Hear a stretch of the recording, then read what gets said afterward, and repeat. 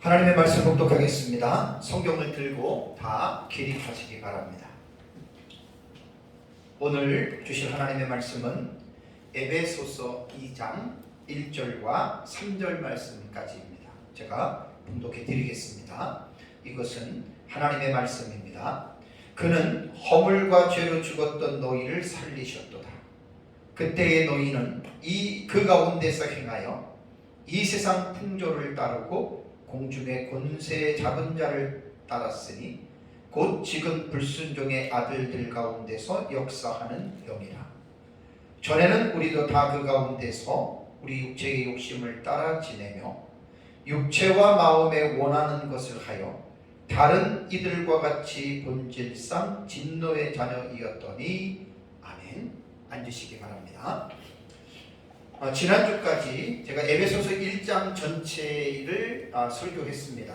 3주 동안 6시간에 걸쳐서 에베소서 1장의 말씀을 가지고 함께 은혜를 나눴습니다. 우리말 성경에는 에베소서 1장 전체가 8문장으로 구성이 되어져 있죠. 그런데 헬라어 원문을 보면은 헬라어 원문에는 3문장으로 되어져 있다고 말씀을 드렸습니다. 1장 1절과 2절이 한 문장이고요. 또 3절에서 14절이 한 문장으로서 신약 성경에서 가장 긴 문장이 에베소서 1장 3절에서 14절까지입니다. 그리고 1장 15절과 23절도 헬라어 문장은 한 문장으로 기록이 되어져 있습니다. 지난주에는 에베소서 1장 마지막 단락인 1장 15절에서 23절의 말씀을 가지고 2시간 동안에 제가 말씀을 전했습니다. 에베소서 1장 15절에서 23절의 이 단락의 내용은 바울이 에베소 교회 성도들의 믿음과 그 사랑의 소식을 듣고 정말 감사했고, 그리고 하나님께 기도할 때 그들로 인하여 하나님 앞에 감사하는 기도를 했다라고 여러분들에게 말씀을 드렸습니다. 그리고 바울은 에베소 교회 성도들을 위해서 기도할 때 그 내용이 무엇이었냐면, 하나님께서 에베소 교회 성도들에게 지혜와 계시의 성령, 영이라고 하는 푸뉴마는 성령으로 번역이 되어져야 됩니다.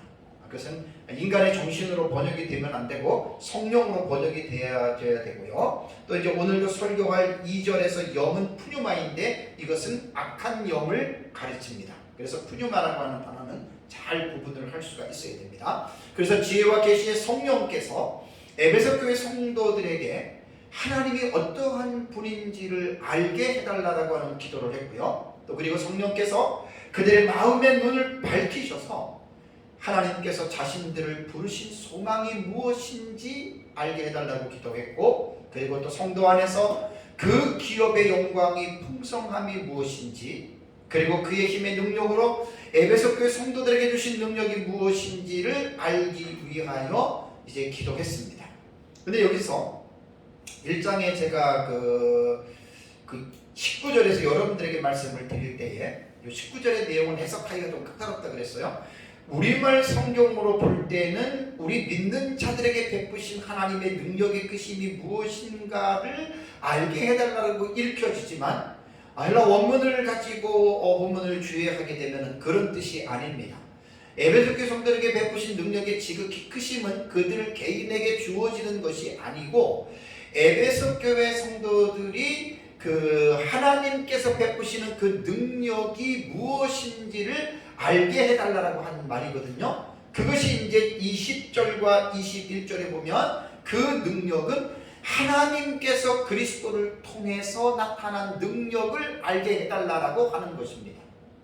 그래서 원문을 천착하지 아니하고 이것이 어떤 우리말로 성경으로 보면 거의 다가 이 19절의 해석을 개인의 능력으로 이것을 잘못 생각할 수가 있는데, 그것은 성경을 잘못 읽는 것입니다. 그래서 하나님의 능력이 그리스도에게 나타난 것은 죽은 자들 가운데서 다시 살리신 그 부활의 능력을 알게 해달라 그런 뜻이고, 또 하나는 하늘에 올라가심과 하나님 보좌 우편에 앉아 계심에 대한 그 능력을 알게 해달라고 기도한 거예요.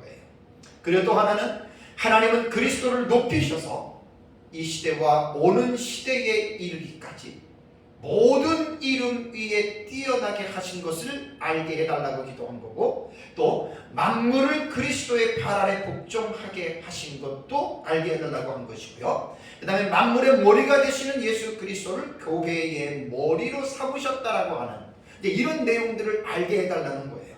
그리고 이제 마지막에 23절을 보면 교회는 그리스도의 몸이며 그리스도는 만물 안에서 만물을 충만하게 하시는 주가 되신다라고 하는 이러한 사실들을 알게 해달라고 바울이 기도를 했습니다. 그래서 에베소서 1장 15절에서 23절에 대한 이 바울의 기도에 관한 이 내용은 오늘날 우리 그리스도인들이 기도할 때 1차적으로는 자기 자신이 이렇게 되기를 위해서 기도하고, 또 우리가 전도하고 우리가 기도하는 우리 주변의 형제 자매들을 위해서 이러한 내용을 가지고 여러분들이 구체적으로 기도하시기 바랍니다. 이제 오늘은 이어서 에베소서 2장에 대한 말씀을 제가 이제 전해드리겠습니다. 우선 에베소서 2장은요, 크게는 두 문단으로 구분을 할 수가 있습니다. 제가 첫 시간에 여러분들에게 에베소서는 어떤 책인가에 대해서 설교할 때 성경을 볼 때는 첫 번째로 거시적인 방법으로 성경을 봐야 된다고 했죠. 그러니까 뭐냐면 멀리서 숲 전체를 관망하는 방법입니다. 그 다음에 이제 두 번째는 뭐냐면 미시적인 방법으로서 전체를 숲을 우리가 알았다면 그 숲 안에 들어가서 구체적인 하나하나의 사물을 깊이 있게 관찰하는 거예요. 그래서 에베소서 2장을 제가 전체적인 거시적인 차원에서 여러 문단의 구조를 여러분들에게 설명을 하면, 에베소서는요 2장 1절에서 10절까지가 이제 한 단락입니다. 크게는 두 단락이에요. 두 번째는 뭐냐면 2장 11절에서 22절까지가 이렇게 크게 두 단락으로 여러분 이제 이렇게 나누어집니다. 그러면 이제 그 7절, 그 다음에 1절에서 7절, 이제 그러면 오후에는 제가 이제 이번 주에는 1장에서 10절 다 안 합니다. 이제 1장에서 이제 7절까지 하는데, 요 1장과 10절에 대한 이 내용도 세분화하면은 1절에서 7절 하고, 그 다음에 8절에서 10절에 문단으로 여러분 나누어집니다. 그런데 1절에서 7절은 헬라어로는 한 문장으로 되어 있어요. 헬라어로는 한 문장으로 되어져 있고, 그리고 8절과 10절이 두 문장인데 8절에서 9절이 한 문장이고 10절이 한 문장으로 또 이렇게 원문을 볼 때에는 헬라어가 이렇게 구분이 되어져 있습니다. 그래서 이 1절에서 10절에 대한 이 내용은 어떤 내용이냐면, 하나님께서는 허물과 죄, 우리말은 허물과 죄인데 이 복수로 되어 있습니다. 그러니까 허물들과 죄들로 죽은 너희와 우리를, 대상이 이제 너희와 우리라고 하는 이제 그 인칭 대명사가 다릅니다. 함께 살리신 것을 말을 합니다. 함께 살리셨다. 이게 1장과 7절의 내용이에요. 오늘 오전과 오후는 이 부분에 대해서 제가 한 시간씩 설교를 합니다. 그러면서 이제 8절과 10절은 아까 두 문장으로 되어져 있다고 했죠. 이제 이것이 이제 8, 9절이 이제 한 문장이고 10절도 한 문장인데, 요 지금 8절과 10절의 요 관계가 어떻게 되냐면 종속 관계로 형성이 되어 있습니다. 그러니까 1절에서 7절, 8절에서 9절에 넘어가는 게 뭐냐면 종속절이라고 하거든요. 그러니까 성경을 볼 때 인간의 언어로 기록이 되어졌기 때문에 이제 서기를 할 때는 먼저 문법적인 부분들을 우리가 먼저 이해를 하고 이 본문을 이제 봐야 됩니다. 자, 그러면 이제 이 두 단락이 8절에서 10절이 두 문장이 앞에 있는 1절과 7절의 종속 관계로서 결국은 이 1절에서 7절까지의 요 내용은요 결과에 해당이 되는 것이고, 두 번째 단락은 이유에 해당이 되는 내용입니다.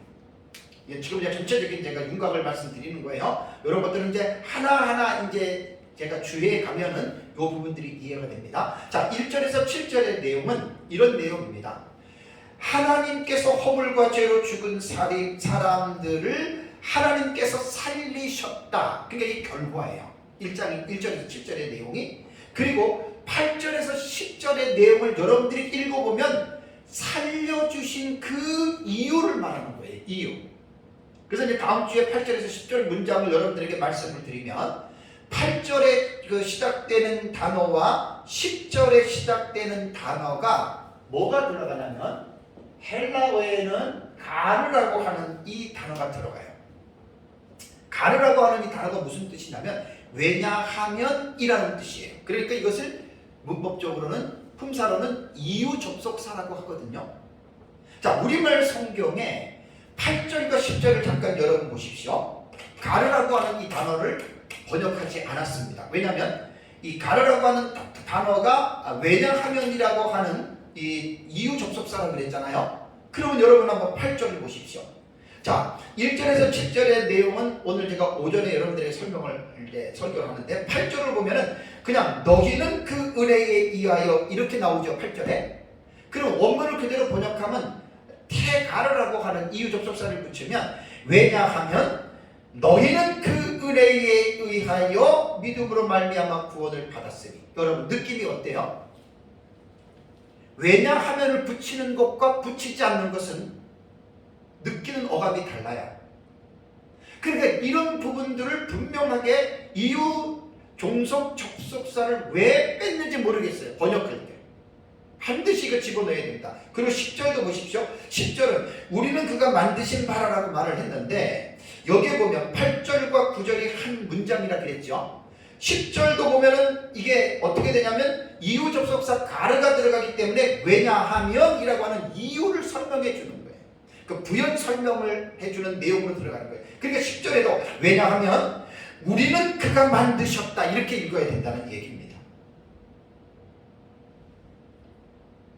그렇기 때문에 우리가 원문을 이제 설교자들은 설교할 때 원문을 반드시 봐야 되고 원문에서 우리말로 번역할 때 빠진 부분들을 찾아내서 그것이 조금 더 분명하게 설교할 때 이런 부분들을 가르쳐줘야 성도들이 이 말씀을 읽을 때에 좀 더 자세하고 깊이 있게 쉽게 읽을 수 있다라고 하는 말입니다. 그렇다면 이제 1절에서 10절 문맥에 기록된 메시지의 비중을 제가 정확하게 말씀을 드리면 보통 보면 대부분이 에베소서 2장 1절에서 10절 그 문단에서 8절에서 10절을 사람들이 중요하게 보고 있거든요. 그러니까 은혜에서 믿음으로 구원을 받았으니 행위에서 난 것이 아니니 자랑치 못하니라 선한 일을 행하기 위함이라고 보고 있는데 사실은 1절부터 10절의 내용을 깊이 여러분 이해하면 8절과 10절보다는 초반에 나오는 1절과 7절에 있는 것이 이 메시지의 중요한 중심 내용입니다. 그래서 아까 말씀드린 대로 1절과 7절의 내용은 결과에 해당이 되는 내용이기 때문에 너희의 허물들과 죄들로 죽었던 너희를 하나님이 긍휼의 풍성하신 하나님이 그리스도 안에서 너희를 살리셨다. 이게 사실은 2장 1절에서 10절에 말하는 메시지의 비중이 바로 여기 있다는 말입니다. 그러면 1절에서 7절의 내용을 제가 주의하고 오전에는 1절과 3절의 말씀만 가지고 하고 오후에는 4절에서 7절의 말씀을 가지고 여러분들에게 말씀을 드리겠습니다. 자, 우리 1절과 7절은요. 성경을 볼 때 우리가 무작정 읽는 것이 아니라 반드시 한 문단 안에서 이것이 어떻게 문법적으로 이런 것들이 정리가 되어졌는지를 먼저 우리가 좀 봐야 됩니다. 자, 1절에서 7절의 내용은 이것이 두 가지의 내용으로 되어져 있습니다. 1절에서 3절이 되어 있고 4절에서 7절의 내용으로 1절과 7절이 중요한 비중이지만 이 부분이 두 가지의 내용으로 이루어졌다고 말씀을 했습니다. 그러면 1절에서 3절의 내용은 뭐냐? 오늘 오전에 설교할 내용인데 에베소 교회 성도들이 예수 그리스도를 믿기 이전의 그들의 모습을 1절과 3절을 상세하게 서술을 했고 다음에 4절과 7절에 대한 이 내용은 하나님께서 예수 그리스도를 통해서 그들에게 허물가지로 죽었던 그들에게 어떠한 일을 행하셨느냐, 이렇게 딱 두 가지로 1절과 7절은 내용이 갈라집니다. 그러면 1절에서 7절의 한 문장인데 이 한 문장에서 바울이 강조하고자 하는 것은 무엇일까요? 1절과 3절일까요? 아니면 4절에서 7절일까요? 바울이 강조하는 것은 1절, 3절이 아니고 4절과 7절입니다. 그러니까 바울은 너희가 허물들과 죄들로 죽어 있는 그 모습을 부각하기보다는 조금 전에 말씀드린 대로 4절에서 7절에 기록된 하나님께서 그런 너희들을 그리스도로 말미암아 살리셨다, 이 부분을 지금 강조하는 거예요. 그래서 왜 4절과 7절이 1절에서 10절의 이 한 문장에서 왜 이것이 중요한 비중을 두고 있냐면 이 문장 안에서 주어와 동사가 위치하는 부분을 통해서라도 우리가 알 수가 있습니다. 자, 4절을 보면은 이 문단의 주어가 4절을 보면은 하나님이라고 하는 말이 나오죠. 주어가 하나님이고 동사는 5절을 보시면은 살리셨고라는 말이 나와요. 네? 여기 보면 그리스도께 살리셨고, 그 다음에 6절을 보십시오. 6절을 보면 함께 일으키시고, 또 6절의 뒤에 보면 함께 어떻게 해요? 하늘에 앉히셨다. 그러니까 1절에서 7절에 대한 내용은 두 가지 내용이 나오는데 초반부에 있는 게 아니라 뒤에 있는 4절과 7절에 있다는 거예요. 정확하게 말을 한다면 4절과 7절은 또 두 가지로 나눠요. 4절에서 6절, 그 다음에 7절로 나누는데 여기에서 가장 중요한 비중은 4절과 사실은 6절에 있습니다. 그럼 7절은 뭐냐? 4절과 6절에서 하나님이 이루어 놓으신 그 구원을 첨가해 주는 거예요. 7절을 볼까요? 이는 그리스도 예수 안에서 우리에게 자비하심으로써 그 은혜의 지극히 풍성함을 오는 여러 세대에 나타나게 함이라. 4절과 6절에 있는 이 내용을 첨가해서 지금 이 부분을 말을 하고 있는 것입니다. 뒤에도 자세하게 제가 오후에 말씀드리겠지만 7절 본문에 보면 헬라어 그 원문에 보면은 신하라고 하는 종속 접속사가 나와요. 그러니까 종속 접속사라고 하는 게 뭐냐면 앞에 있는 것을 끌어주는 거예요. 그러니까 7절의 내용은 이는이라고 하는 이 부분 이 종속 접속사는요, 목적이나 결과를 설명해 주는 거예요. 그러니까 4절과 6절이 에베소서 2장 1절과 10절에서 가장 바울이 말하고자 하는 요점이 바로 4절과 6절이라는 말입니다. 그래서 이제 7절을 보면은 이제 이 신하 종속 접속사를 뭐뭐 하려 하심이라라고 이렇게 번역을 했기 때문에 7절은 4절과 6절에 딸려 있는 부속된 부분이다라고 하는 것, 이걸 이제 우리가 성경을 읽기 전에 먼저 문맥을 통해서, 문단을 통해서 우리가 이러한 기본적인 것들을 먼저 해야 됩니다. 우리가 요리할 때 무조건 파, 양파, 감자 무조건 썰어놓지 않잖아요. 다 씻고 깎아서 전부 다 잘라가지고 요리를 하듯이 성경을 읽을 때에는 가장 먼저 내가 읽고자 하는 본문 안에서 이러한 문단 안에서 기록된 모든 것들을 구조를 먼저 파악을 해야 됩니다. 저도 계속 지금 공부하고 있고, 제가 지금 에베소서 설교하고 있는 내용은 2018년에 우리 서상도 목사님한테 에베소서 원문으로 1박 2일 공부했던 자료도 있고, 그 다음에 이제 그 길성남 교수, 고려신학대학원의 신약과 교수인 길성남 교수님 에베소서 주의 책이 있습니다. 너무나 좋습니다. 그것이 이제 제가 이 윤곽을 잡는 데는 학자들이 이렇게 잡아놓은 것을 이거를 꼭 따라가 줘야 돼요. 그래야 우리가 성경을 이상하게 보지 않습니다. 그래서 그 책이 저에게 많은 도움이 되고, 또 그 외에 우리 카페에 있는 글들을 가지고 제가 이제 설교를 저도 공부하면서 지금 설교를 하고 있습니다. 자, 그리고 나서 이제 지금 전체적인 윤곽을 말씀을 지금 드리는 거기 때문에 에베소서 2장 8절과 10절은 사실은 따지고 보면 1절과 7절의 내용을 보충하는 문단입니다. 그건 제가 다음 주에 자세하게 이 본문에 대해서 여러분들에게 말씀을 드리겠습니다. 그래서 8절과 10절은 8절과 9절이 한 문장이고 10절이 한 문장이 되어 있거든요. 조금 전에 말씀드린 대로 이 8절 앞에 10절 앞에 가르라고 하는 종속 접속사가 또 등장해요. 가르라고 하는 접속사.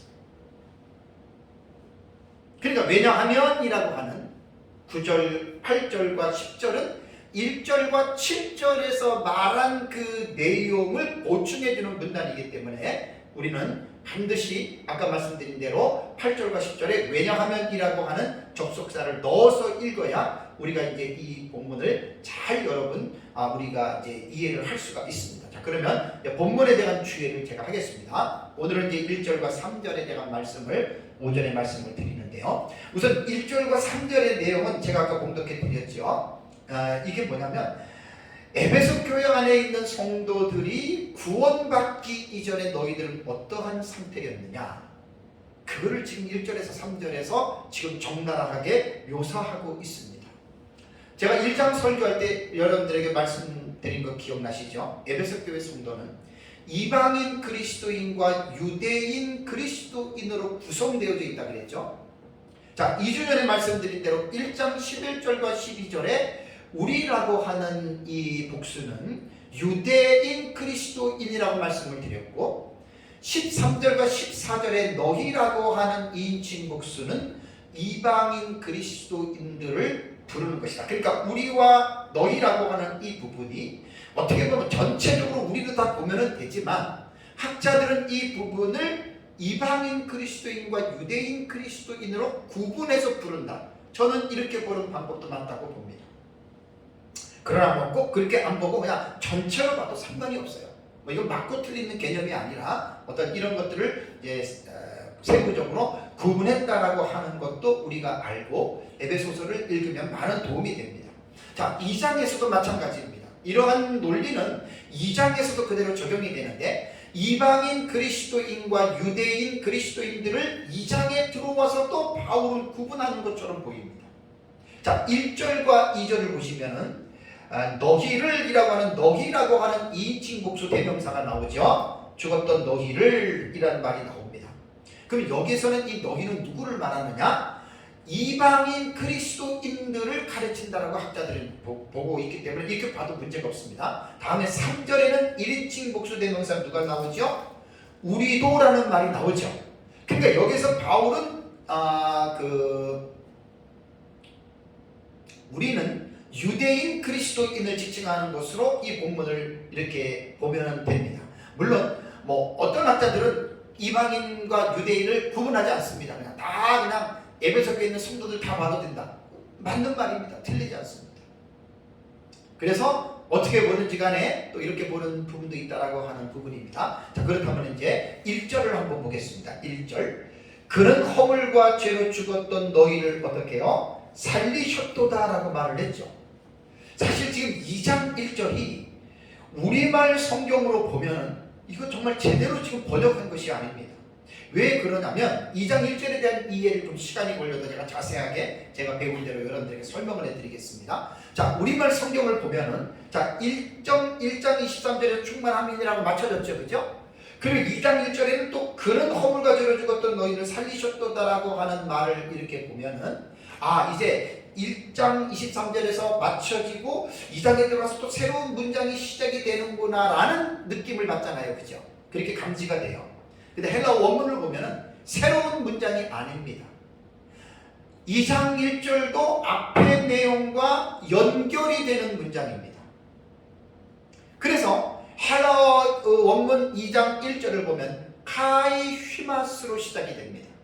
카이라고 하는 이 그리고라고 하는 뜻은 대등 접속사거든요. 그 다음에 휘마스라고 하는 말은 너희를 이라는 인칭 대명사고 너희를이니까 이것은 대격 목적격입니다. 그러니까 헬라 원문을 제가 이렇게 보면은 2장 1절은 시작이 그리고 너희를 이라고 이렇게 지금 접속사와 연결된 문장이에요. 그렇다면 2장 1절은 따로 떨어진 독립적인 문맥이 아니라 앞에 있는 1장 15절과 23절이 한 문장이라고 그랬죠. 긴밀하게 연결되어져 있는 문장이에요.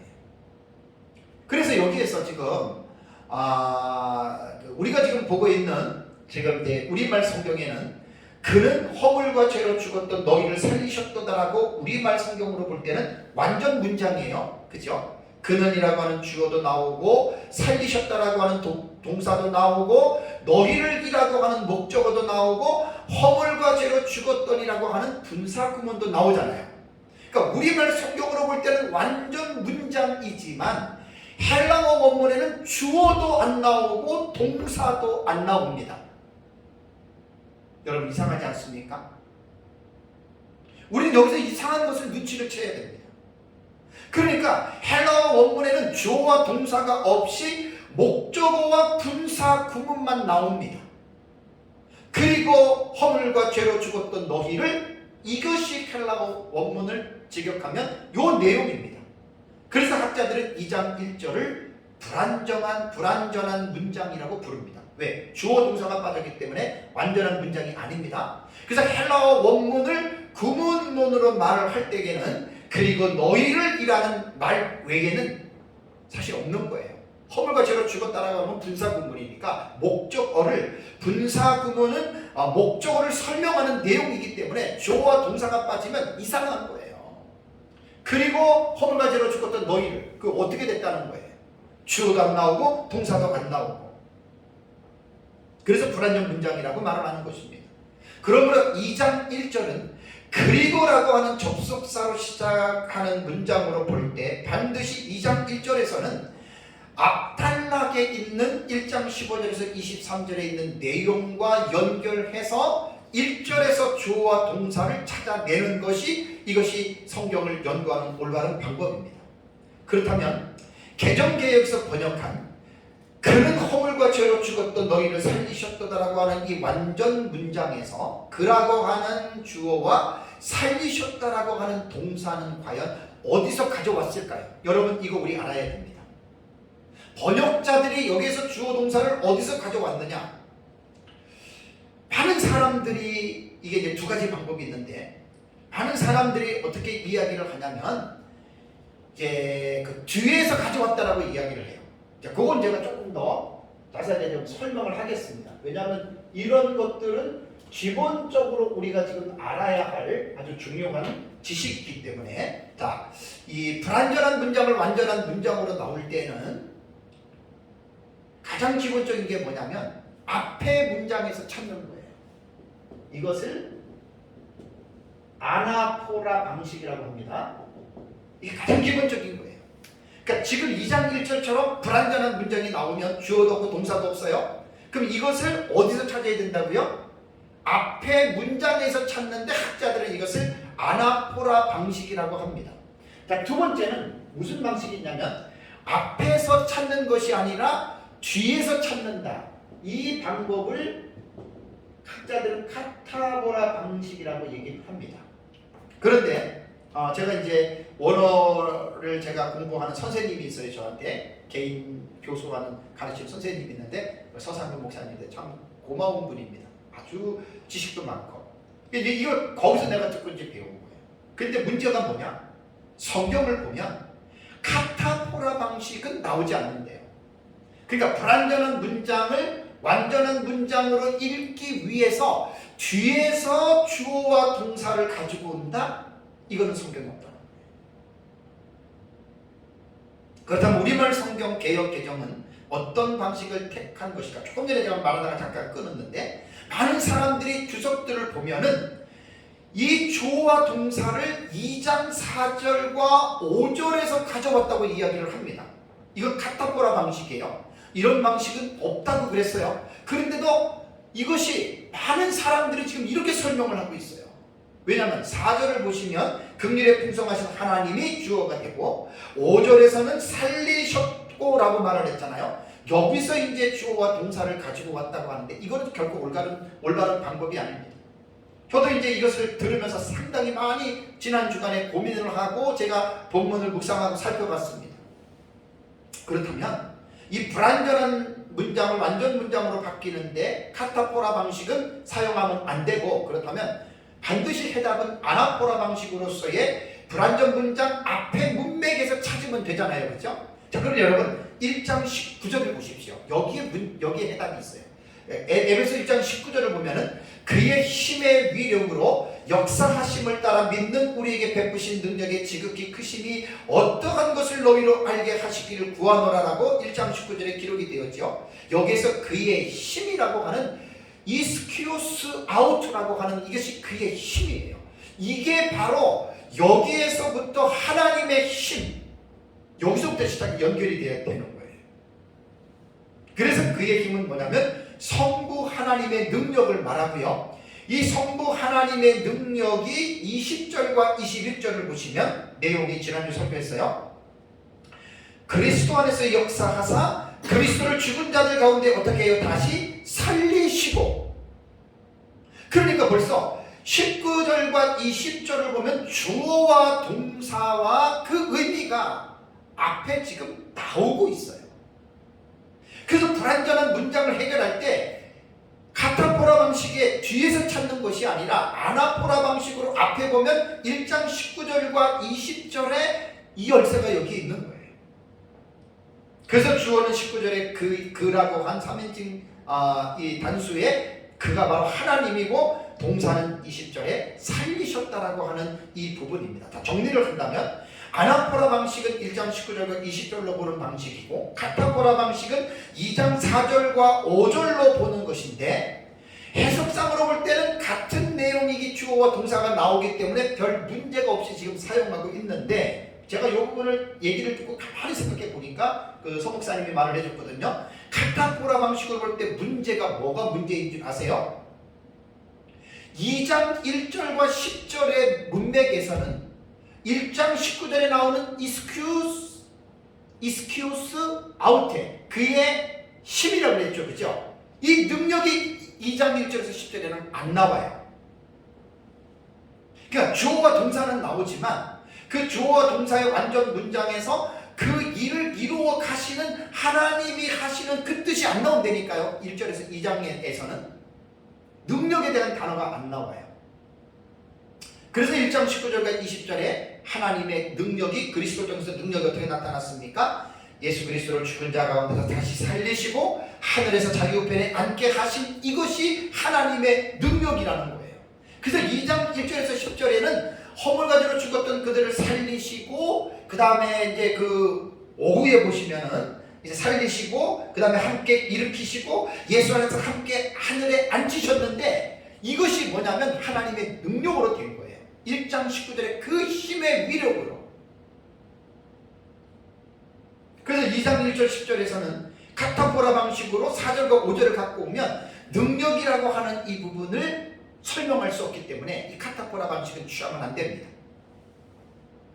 그래서 길성남 교수님 그 에베소서 주에도 책을 보니까 그 부분을 분명하게 말씀해 놓으셨더라고요. 그러니까 학자들은 본문을 그렇게 읽는 거예요. 그래서 앞에 문장에서 아나포라 방식으로 볼 때에는 1장 19절과 20절에 있는 그의 능력, 이스키오스 아우테, 그의 힘입니다. 그의 힘.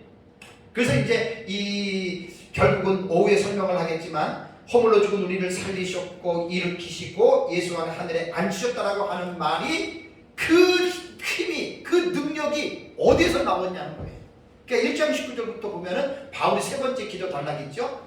그리스도 안에서 너에게 베푸신 크신 능력이 무엇인지 알게 해달라. 그렇게 연결이 되는 거예요. 거기서부터 이 본문을 끌어와서 2장 4절과 6절의 내용을 여러분 이렇게 읽어야 됩니다. 자, 우리말 성경 에베소서 2장 1절을 번역한 역본들을 제가 한 9개 정도를 살펴봤거든요. 9개, 10개 정도를 살펴봤는데 원문에 가장 맞게 직역한 성경이 현대인의 성경과 가톨릭 성경과 공동 번역과 세 번역입니다. 나머지는 원문을 직역한 게 아니라 의역을 했어요. 없는 주어도 집어넣고 없는 동사도 집어넣습니다. 현대인의 성경을 보면 여러분은 불순종과 죄 때문에 영적으로 죽었던 사람들입니다. 물론 의역이 들어갔지만 그리고는 다 빠졌어요. 이 접속사를 넣어야 돼요. 그래야지 사람들이 2장 1절을 읽을 때 앞에 것과 연결이 된다라고 하는 이 의식을 갖는데 그리고를 빼버렸더라고요. 제발 좀 이번에 누가 성경을 번역하든지 이런 거 딱 찾아가지고 좀 번역했으면 좋겠어요. 그리고 현대인 성경은 여러분은 불순종과 죄 때문에 영적으로 죽었던 사람 이렇게 있고, 가톨릭 성경도 여러분도 전에는 잘못과 죄를 저질러 죽었던 사람입니다. 여기 지금 주어하고 동사가 안 나오죠? 그러니까 원문을 그래도 직역하는 수준에 잘했다는 거예요. 공동 번역에도 여러분도 전에는 죄와 잘못을 저질러서 죽었던 사람들입니다. 살리셨다는 동사가 안 나오잖아요. 새 번역에도 여러분도 전에는 허물과 죄로 죽었던 사람들입니다. 그러니까 이 위에 네 번역에는 주어와 동사가 명시되어 있지 않아요. 그러니까 원문을 번역할 때 이 네 가지 성경이 이 부분은 가장 잘 직역으로 해놨다. 아쉬운 것은 그리고라고 하는 이 종속 접속사를 빼놨다는 거. 이게 좀 아쉬워요. 개정개혁과 개혁학문 이 번역에서는 너희의 허물과 죄로 죽었던 너희를 살리셨도다라고 하는 동사를 집어넣는데, 물론 이것은 독자들이 불완전한 문장을 쉽게 이해하기 위해서 동사를 집어넣은 것은 제가 이해를 하지만 구태여 제가 볼 때는 이렇게 할 필요가 없습니다. 왜냐하면 4절과 5절에 보면은 동사가 나오거든요. 그럼 그 동사가 나올 때 결국은 1장 19절과 20절에 있는 아나포라 방식으로 그 부분을 사실 이야기를 해줘야 되는 거예요. 바른 성경은 여기서 한 걸음 더 나가서 동사는 물론 주어까지 삽입을 했더라고요. 바른 성경은 뭐라고 번역했냐면, 하나님께서 주어 들어가지요, 허물과 죄로 죽었던 너희를 살리셨다, 이렇게 지금 바른 번역은 번역을 했습니다. 바른 성경은. 어쨌든 저는 이렇게 하든 저렇게 하든 읽는 독자들이 어떤 본문을 의역을 하더라도 쉽게 이해하면 괜찮지만, 그러나 이제 그것보다는 우리가 성경의 원문을 비추어서 어떻게 해석을 해야 되는지에 대한 것은 설교자가 해야 할 사명입니다. 그래서 헬라 원문을 지금 다시 말씀드리면, 그리고 너희를 허물들과 죄로 죽었던, 이것이 바로 직역한 내용입니다. 자, 그래서 에베소 2장 1절의 문제를 정리해서 말씀을 드리겠습니다. 자, 에베소 2장 1절은 헬라 원문을 보면 불완전한 문장을 완전한 문장으로 우리말은 번역을 했는데, 여기에서 그라고 하는 그 주어와 살리셨더라고 하는 동사를 카타포라 방식인 뒤에 4절과 5절에서 갖고 오면 안 되고, 아나포라 방식인 앞에 있는 1장 19절과 20절에서 가지고 오면 능력도 그대로 가지고 올 수 있다는 얘기예요. 19절 이스키로스 아우테, 그의 힘, 하나님의 힘으로, 그 능력으로 나타나고 하는 사실입니다. 그러면 이제 1절의 본문에 대한 내용을 주의하겠습니다. 지금까지는 2장 1절의 문제점에 대해서 여러분들에게 자세하게 말씀을 드리고, 자, 1절을 볼까요? 자, 그는 우리말 성경으로 합니다. 허물과 죄로 죽었던 너희를 살리셨다. 그하고 주어 동사는 없습니다. 그렇다면 여기에서 너희를이라고 하는 대격 목적어는 너희는 누구입니까? 앞에서 말씀드린 대로 여기에서 불완전한 문장으로서 대등접속사 그리고와 목적어 너희를 시작하는 게 분사 구문이에요. 지금 1절은. 그러니까 여기에서 너희는 누구를 가르치느냐면은 에베소 교회 안에 있는 이방인 그리스도인들이에요. 그러니까 바울이 너희 했을 때에는 유대인이 아닌 이방인 그리스도인이고, 우리라고 했을 때에는 바울과 유대인 그리스도인들을 지칭하는 것이다. 1장부터 그렇게 보시면 됩니다. 그렇다면 너희는 그런 사람들인데, 그럼 너희는 어떤 자들이었느냐? 분사 구문에 허물과 죄로 죽었던 자들이다, 이렇게 말하는 거예요. 너희를, 그러니까 분사 구문은 목적어를 제가 설명해 주는 거라 그랬잖아요. 그러니까 허물과 죄로 죽었다는 목적격인 너희를 지금 설명해 주는 거기 때문에, 허물과 죄가 무엇이냐? 허물이라고 하는 파라토마시라고 하는 이 단어는요, 이게 그 어떤 죄나 범죄, 실수로 번역이 되고, 고전 헬라어에서는 이 파라토마시요, 어떤 그 벗어난다라고 하는 뜻이에요. 어떤 정로에서 벗어나고 이탈한다. 이게 이제 복수로 되어져 있어요. 그래서 허물들이라고 우리는 번역을 해야 되고, 다음에 죄라고 하는 말은 하마르티아스라고 하는 단어거든요. 이 하마르티아스라고 하는 단어도 이게 여러분들에게 아마 엄청 제가 말했을 거예요. 이 하마르티아스라고 하는 말은 표적을 빗나가는 거예요. 자, 이게 되게 지금 중요한 의미입니다. 활을 쏠 때 관역이 있잖아요, 그죠? 예, 여기서 궁사가 활을 쏘는데 이 활이 넘어가거나 못 미치거나 이건 이탈한 거예요. 너는 넘어간 거고 이탈한 거예요. 하마르티아, 이 하마르티아스라고 하는 이 단어는요. 하마르티아스라고 하는 이 단어는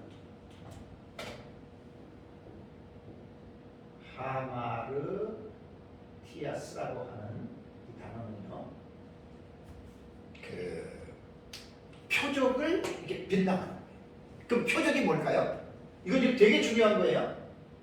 우리가 죄에 대한 기준이 뭐예요? 기준이 도덕과 윤리입니까? 아닙니다. 도덕과 윤리는 나라마다 달라요. 이 기독교인이 말하는 표적은 성경 66권입니다. 66권이어야만 됩니다. 유대인들처럼 39권을 말해도 안 되고 천주교인들처럼 73권을 말해도 안 돼요. 66권을 말씀해서 이탈하거나 넘어가거나 미치지 못하는 거, 여러분 그게 죄라는 거예요. 그래서 여기에서 허물들, 죄들이라고 하는 이 두 단어는 어떤 학자들은 세밀하게 허물과 죄를 구분해서 설명을 하는데, 이렇게 세밀하게 구분하기보다는 동의어로 보시면 가장 좋습니다.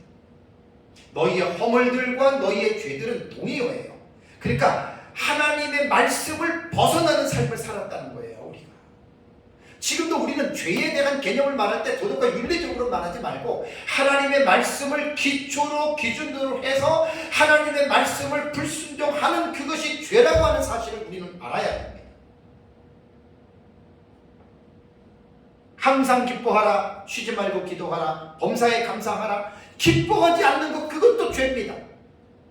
도덕과 윤리적인 에서 도둑질하고 죽이고 살인하고 간음하는 그것과 똑같은, 기뻐하지 않는 것도 여러분 똑같은 죄입니다. 그래서 죄에 대한 기준, 관역을 무엇으로 정하느냐에 따라서 죄에 대한 여러분 이해가 확 달라지는 거예요. 여기 죽었던이라고 하는 이 단어는요, 온타스 네크루스라고 하는 단어예요. 죽었던, 죽은 자라고 하는 이 네크루스는 형용사고요. 온타스라고 하는 말은 분사형입니다. 그러니까 이 말이 뭐냐면, 에베소 교회 성도들이 예수 믿기 전에는 영적으로 죽었는데 현재 분사니까 어떻게 돼요? 계속 죽어 있는 상태였다는 거예요. 온타스가 분사 대격이거든요. 현재 분사입니다. 현재 분사. 그러니까 ing란 말이에요. 그러니까 믿기 전에는 계속해서 너희들은 영적으로 죽어있는 상태다. 그런 말이 1절에 대한 해석입니다. 자, 그럼 2절을 볼까요? 자, 2절을 한번 읽어보시면, 2절을 그때에 너희는 그 가운데서 행하여 이 세상 풍조를 따르고 공중의 권세 잡은 자를 따랐으니 곧 지금 불순종의 아들들 가운데에 역사하는 영이라. 이것을 제가 두 가지로 잘라서 여러분들에게 2절을 설명을 하겠습니다. 첫 번째는 예수 믿기 전에 에베소 교회 성도들은 세상에서 역사하는 공중 권세를 잡은 마귀를 따라서 살았다. 리얼하게 표현하면 이런 말입니다. 그래서 초반절에 그때의 너희는 그 가운데서 행하여 이 세상 풍조를 따르고 공중 권세 잡은 자를 따랐다라고 하는 말인데, 여기서 보면은 에베소 교회 성도들이 믿기 이전의 삶을 구체적으로 명시하고 있는데, 여기서 동사를 보면은 행하여 그랬죠, 그죠? 요 행하여라고 하는 말이 뭐냐면 파리에파테사테라고 하는 단어인데, 페리파테오의 직설법 과거입니다. 그러니까 너희들이 과거에는 이렇게 살아가고 있었다. 근데 여기에서 이 페리파테오가요, 10절을 가면은 선한 일을 행하기 위해서라고 하는 단어로 나오는데, 요 단어는 직설법 과거가 아니라 가정법으로 나옵니다. 가정법. 요건 제가 10절 설교할 때 말씀을 드릴게요. 참 아주 중요한 말입니다. 그러니까 페리파테오라고 하는 말은 뭐냐면 돌아다니다, 걷다 혹은 행하다라고 하는 뜻이거든요. 그러니까 에베소 교회 안에 있는 이방인 그리스도인들에게 바울이 말을 하기를 너희들이라고 하는 이 그들은 예수님 믿기 전에 너희가 어떻게 살았는지를 상기시켜 주는데 이 세상 풍조를 따르면서 너희는 살지 않았느냐. 여기서 세상이라고 하는 이 단어는 하나님을 믿지 아니하는 타락한 세상을 말을 합니다. 그래서 에베소 교회 성도들도 믿기 전에는 그들도 이 세상의 타락한 세상의 정신과 가치관을 가지고 그들이 죄 가운데 살았다라는 말입니다. 바울이 지금 에베소 교회 성도들에게 과거에 그들의 살았던 삶의 모습을 지금 상기시켜 주는 거예요. 기억나게 해주는 거예요. 대단히 중요한 의미가 있습니다. 두 번째는 뭐라 그랬죠? 공중의 권세 잡은 자를 따른 삶을 살았다. 여기에 공중의 권세할 때 공중은 아에르라고 하는 단어거든요. 여기에 이 공기라고 하는 뜻인데 고대 헬라인들의 하늘에 대한 개념은 1층천, 2층천, 3층천으로 그들이 구분해서 말했다 그랬죠. 물론 이것은 성경적인 개념은 아닙니다. 그러나 이런 개념을 가지고 사용하면 서로 대화는 가능합니다. 1층천은 뭐냐면 대기권이 있는 하늘입니다.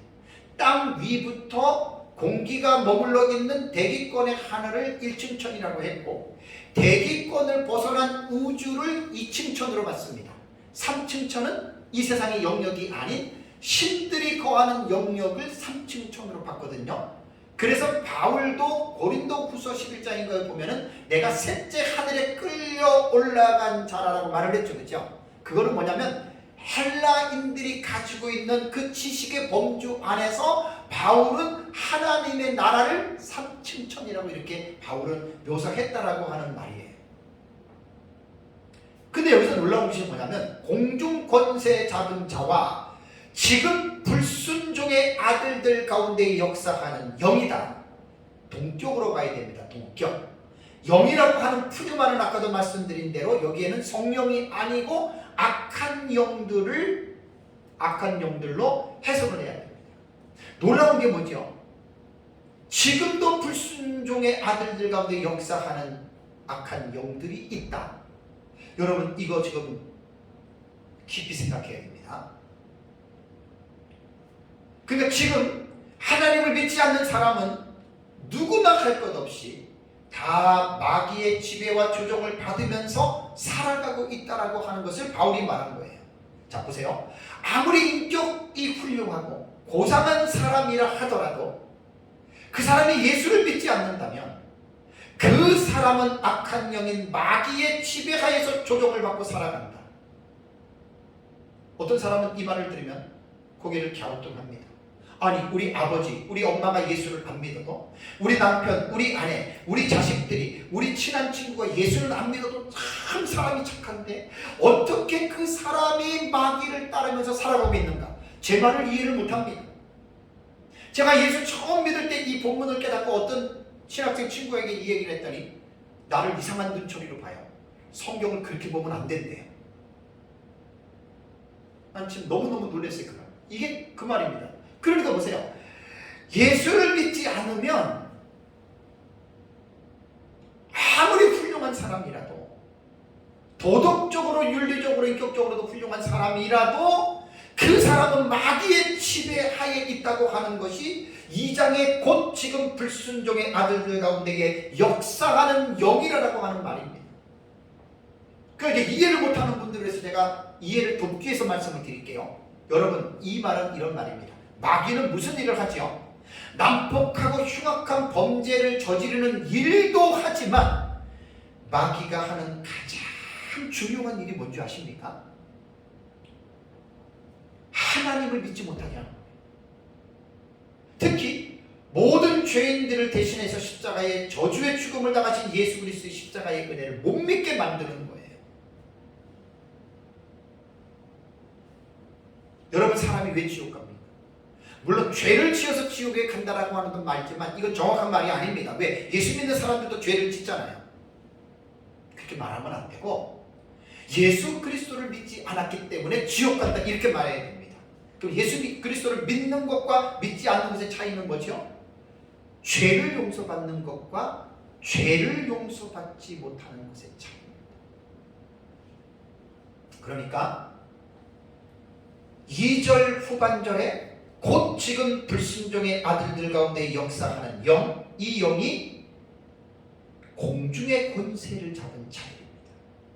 동격입니다. 악한 영입니다. 그러니까 에베소 교회 성도들도 예수 믿기 전에는 전부 다 너희들도 그렇게 마귀를 따르면서 살았던 자들이 아니었냐. 이것을 바울이 에베소 교회 성도들에게, 이방인 성도들에게 이것을 지금 상기시켜주는 거예요.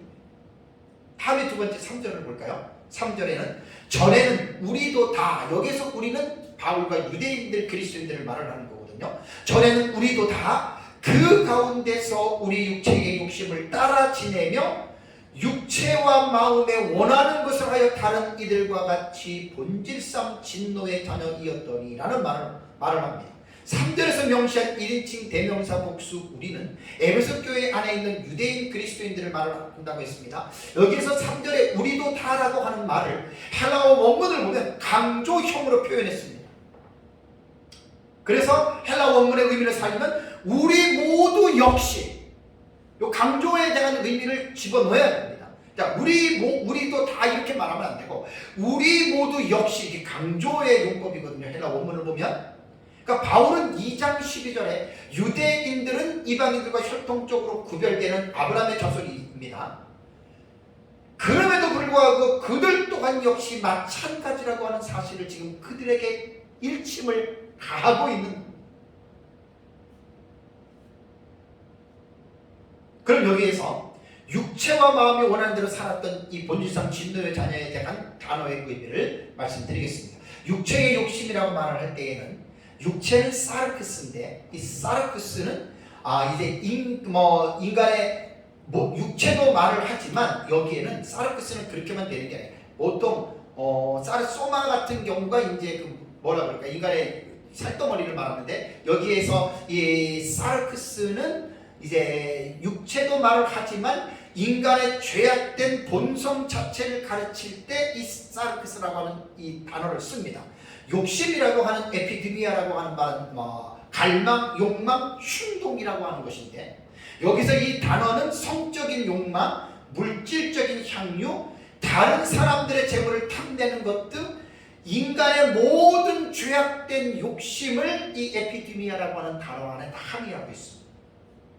그러니까 유대인인 너희들도 아브라함의 자손이고 어쩌고저쩌고 너네 그런 프라이드를 갖지 말고, 너나 나나 다 유대인 이스라엘 백성이지만 우리도 다 이렇게 인간의 죄악된 본성 자체를 따라서 모든 죄악된 욕심을 우리가 향하면서 살았지 않느냐, 그걸 기억하라는 거예요.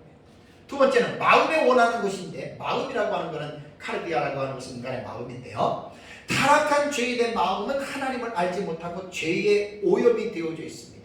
그러니까 그 마음에서 나오는 생각들은 하나님을 향한 생각들이 아닙니다. 모두가 다 죄악된 인간의 본성에서 나오는 생각들입니다. 죄인은 감정뿐 아니라 이성과 의지까지도 죄의 오염이 되어져 있거든요. 그래서 칼빈은 인간은 전적 타락한 존재라고 말을 하고 있습니다. 사도 바울은 로마서에 보면 의인은 없나니 하나도 없고 선을 행하는 자는 없나니 하나도 없도다라고 말을 합니다. 그러니까 인간은, 모든 사람은 죄인으로 출생했기 때문에 그 마음에서 나오는 그 원하는 것이란 하나님과 반대되는 성향들을 가지고 있다. 바울이 유대 그리스도인들에게, 너희가 아브라함의 자손이라고 하지만 너희들도 똑같다 이거예요. 너희들도 이렇게 살지 않았느냐. 다음에 세 번째가 3절에서 본질상 진노의 자녀. 본질상이라고 하는 말은 날 때부터 그렇다는 거예요. 근원이 그렇다는 거예요. 다윗이 내가 모태에서 죄악 중에 출생했다고 했죠. 그게 본질이라는 말이에요. 그러니까 인간은 태어나면서부터 본질상 하나님의 진노를 받아야 할 죄인들이었다. 모든 인간이 다 똑같습니다. 그래서 바울은 유대인 그리스도인들에게 너희는 태어날 때부터 허물들과 죄들로 죽었던 자들이고 본질상 진노의 자녀들이었다라고 하는 이 사실을 지금 상기시켜주고 있는 것입니다. 그러니까 이제 1절과 3절의 내용을 딱 취각해서 여러분 말씀을 드리면, 에베소 교회 안에 있는 이방인 그리스도인들과 유대인 그리스도인들, 우리 다 포함이 됩니다.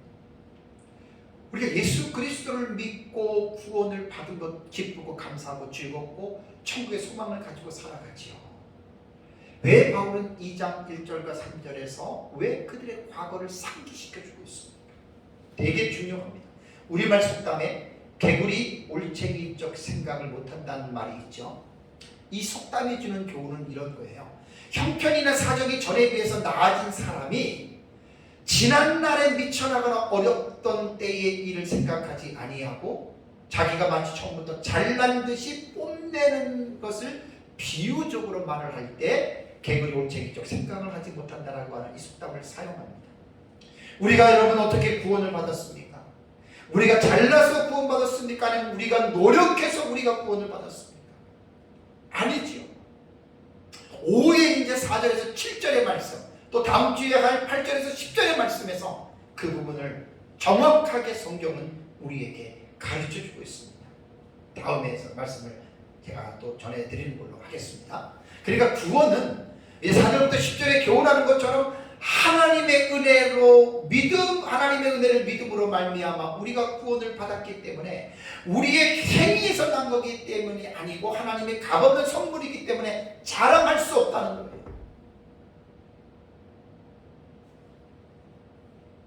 이러한 깨달음을 주기 위해서 2장 1절과 3절은 에베소 교회 안에 있는 성도들의 믿기 이전의 삶의 모습을 상기시켜주고 있는 것입니다.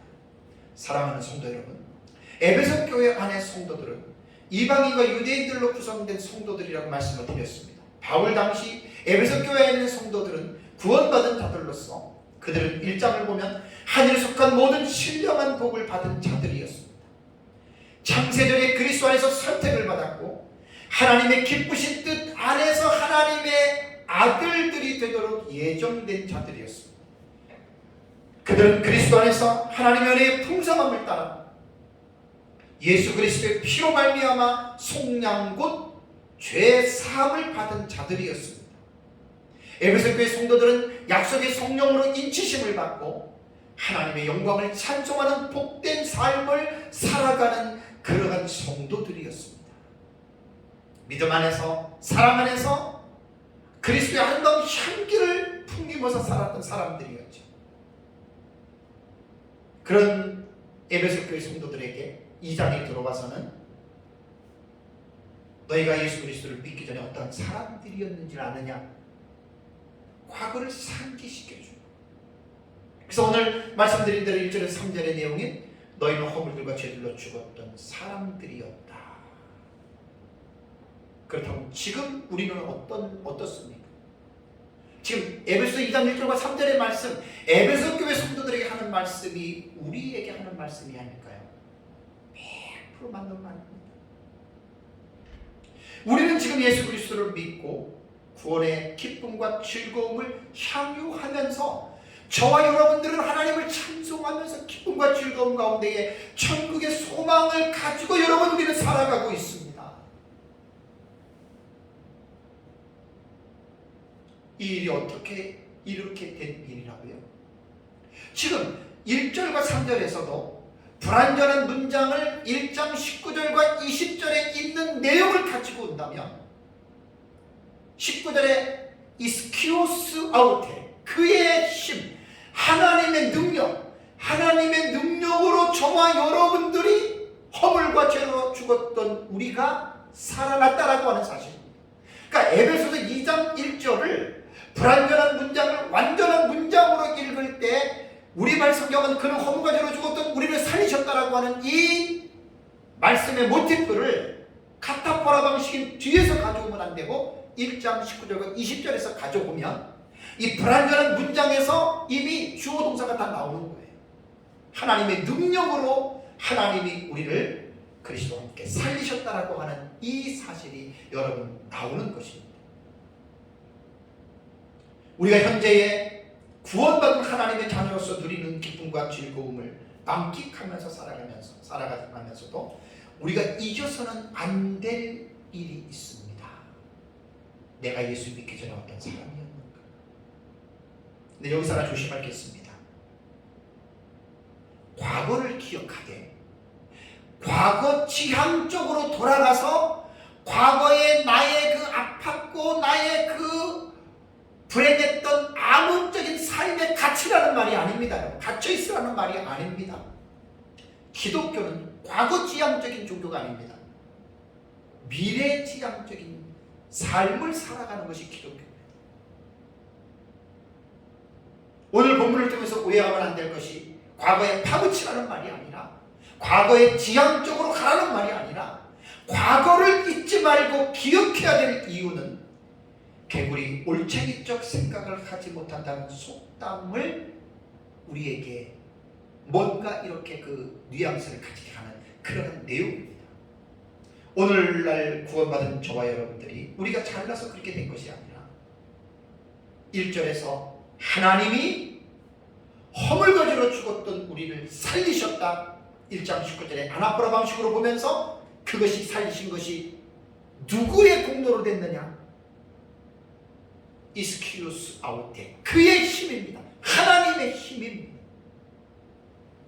그러니까 1절 불완전 문장에서 앞에 2장 1절에서 불완전 문장에서 완전 문장으로 가져오면 1장 19절을 가져오면 19절 20절에서 벌써 딱 깨끗하게 완전한 문장으로 처리가 되는 거예요. 그래서 저와 여러분들이 하나님의 은혜로 구원을 받았다고 하는 이 사실을 잘 기억하고 우리를 구원해 주신 삼위일체 하나님을 늘 찬송하는 삶을 살아가시기를 주님의 이름으로 축복합니다.